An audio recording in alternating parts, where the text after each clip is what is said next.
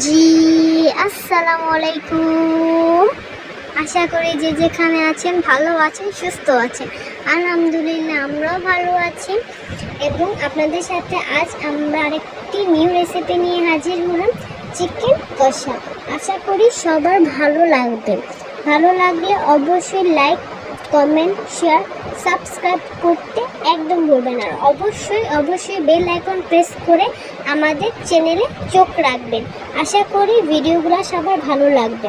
ভালো লাগলে অবশ্যই প্রথম থেকে শেষ পর্যন্ত স্কিপ না করে ভিডিওটা দেখবেন এবং লাইক কমেন্ট করতে একদম ভুলবেন না। আমাদের কোনো কিছু ভুল হলে আপনারা অবশ্যই কমেন্ট করে আমাদের জানাবেন।